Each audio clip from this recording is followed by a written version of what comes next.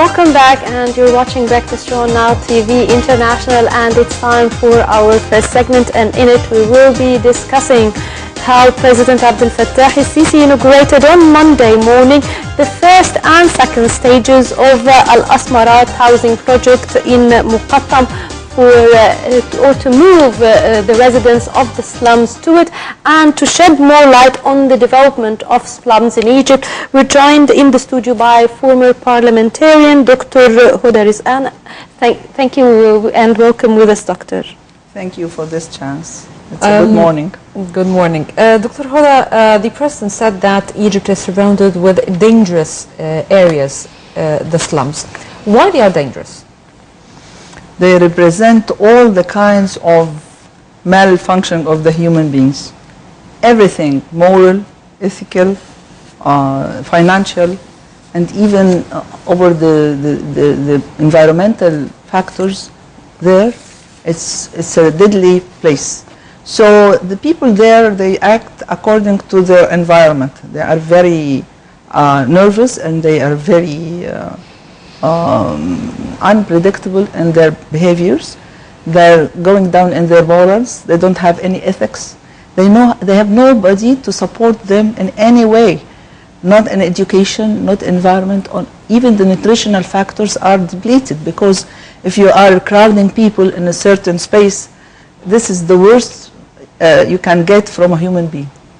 They are representing the base of all the criminals, maybe, I'm sorry to say that, who are threatening Egypt all over the years. So this is a crisis by all means, and I have to salute our president that he started solving this critical problem, because this was built over years. It's not today event.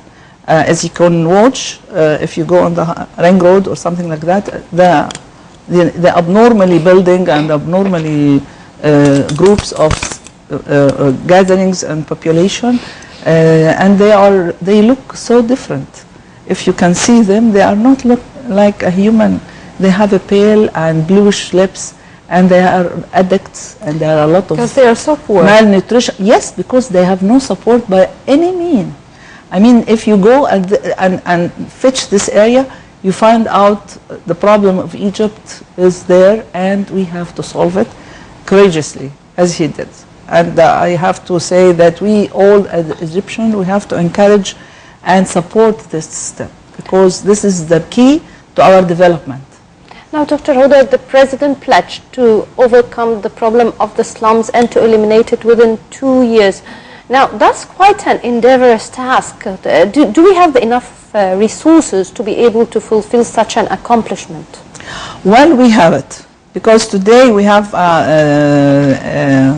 the European Bank for Development and Reconstructions coming and offering Egypt millions of euros for rebuilding and reconstructing slums, and they come to you immediately. When they find you have a serious program and you have started already something serious.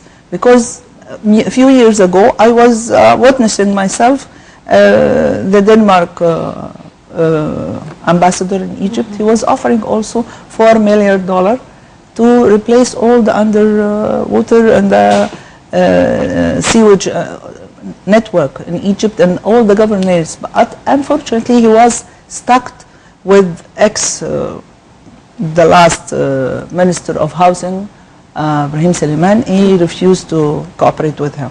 So when you start a project and they feel that you are sincere and you did it right, they come to you and offer help at this point. So we have to use all the elements available. NGOs, people who can offer money for helping people underdeveloped or people with no income. They have a lot of NGOs to support them. And also we have to put our hands together and start, because this is the battle of Egypt. Actually, it is the battle of Egypt. If you can see and analyze where these people coming from and what grounds they have, what are their environmental and nutritional. Nutrition itself play a role in the development of the character. If they are well nourished, they don't have all that mishaps, or they won't commit crimes as they do. It's very easy to have a knife and stick it to somebody in their environmental status. But if they are nourished and they are balanced in their life, they don't behave like this. So it's our battle. It's the new step, and it is very important to lay hands, to gather our hands, either as an personal offers, NGO offers, the Minister of Social Development and the support, they have to put a lot of help and lay grounds for further encouragement for a lot of people to come and make an international donations. Egyptians all over the world, they can put a hand at this point. And we can talk to the Minister of Immigration, and she can send a small message to all the Egyptian and the states and Europe and in the Gulf area. They can support housing and new development for these slums area. We have to eradicate it from the base, because there is no way to reconstruct it as is. Because I think I was watching a German program to reconstruct some areas in Duweka, and I was not approving this, because I said the base is to eradicate it and rebuild it from the zero, because you bring families on a new environment, new area, sunshine, open air, well-occupied places and spaces for the children to grow healthy. This is very important. Dr. Hoda, the problem is the same, because you said they are criminals, they are addictive, they are dangerous, a small community in a large one. Yes. So moving them to another place, is this the only answer? You did not eradicate the problem from the roots? Maybe I was not very clear about this. When you move these people and their families, you have to make your social study, your financial also study, because the programs for them are very well defined. If they are very old and then they have no support and they are left alone, you have to support them financially and also healthcare coverage and move them to a healthy place. People who have families, big families with the criminal elements, you have to make a social research and study this and try to treat these people, because we have to solve the problem from the roots. As we can say that always we are dealing with the heads of the news. No, we have to go deep and see the elements which went through this community and make these people coming in this way. Either don't like their selves, they don't like their families, they don't like anybody in this whole world, except if he wanted some drugs or something like that, and money, and that's it. So if it doesn't work, he's a big problem for the society, because he's consumer, not a producer. If you are a consumer only, this is a big problem. You have to produce something. Doctor, so you believe that actually we need also, in addition to housing them, to have a rehabilitation program for them as well? Of course, and healthcare programs. They have to be covered in the healthcare programs with a card to ensure their facility in the hospital if they are sick. So a type of subsidized healthcare system? Yes, it should be completed by this way, because we won't work it except we are working with the healthy people. And if you don't discover the illness and the roots of illness, you are wasting your money. Dr. Hoda, what is the role of the civil societies regarding these issues, the slum areas? What they're supposed to do? Well, by all means, they help. They help. If they can give money, they give money. If they can form a group to study the social status of these areas and divide the slums area, and each governorate has to subsidize budget and healthcare program to go around and make a general checkup. We have to do this. In Cairo governorate, they do it in Sharqiya and Giza. All these areas, they have to divide the areas and visit each area and study each. We will discover astonishing facts and stories, because you can get it from sporadic cases, but if you go in and see what's inside, as he mentioned, the president mentioned, you have to go inside and see what's going on. Not only the coverage, no, we have to go inside and see what are the factors playing there. These are the factors which give us terrorism. And these unsatisfied people, are not the miserable people, they are like working like a silent bomb. They can explode in our face anytime. So this is our problem, all Egyptian. If you are not able to give money, you give education. If you are not able to give education, give training. If you are not giving training, give support. If you don't have support, you go and seek somebody who can help them. So these are the areas we can work with the thing that we are facing right now. Well, during the inauguration ceremony, the president gave a speech, and part of the speech was asking the Egyptians not to listen to malicious media. Even they screened, the armed forces screened a documentary to counter some of the foreign documentaries about slums.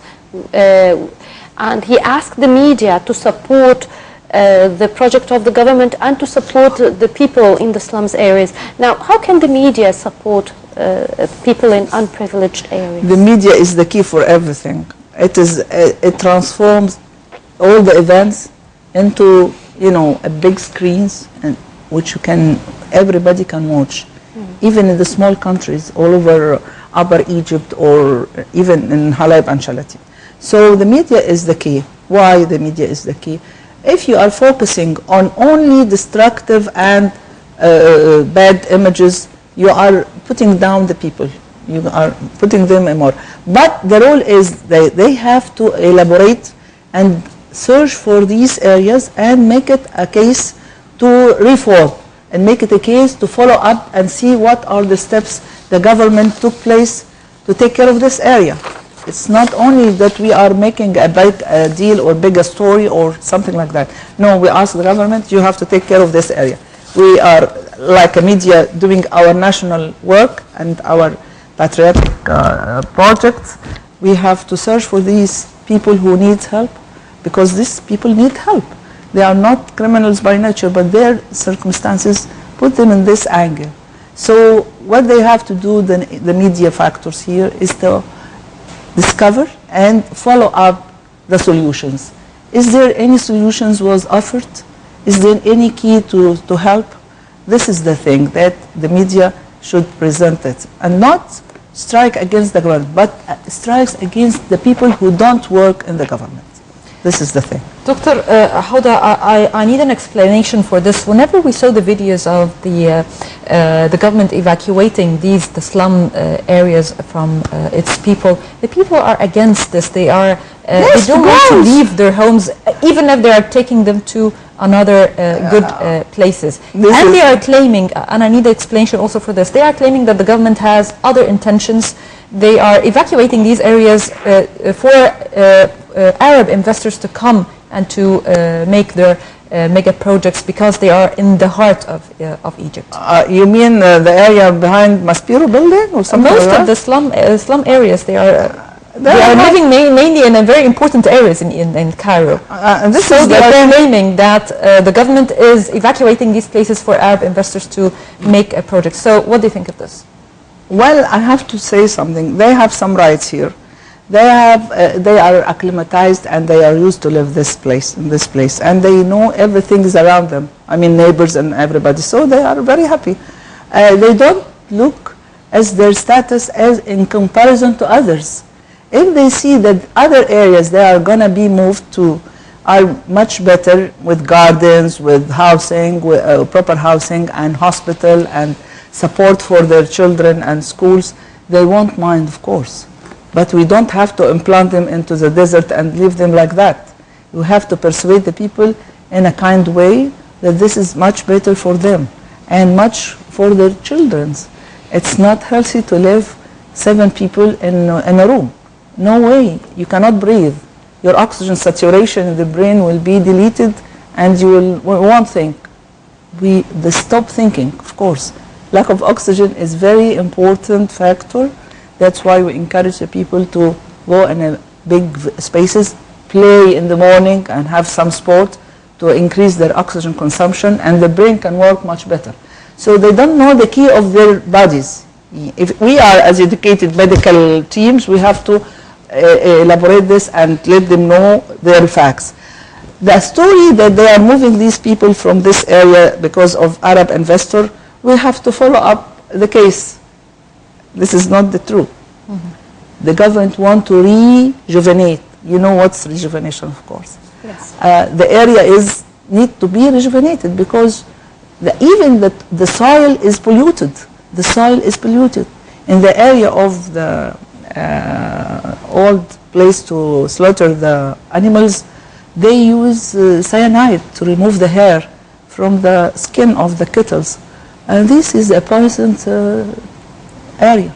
So they have to eradicate this and leave it, because the people, if they are living there, you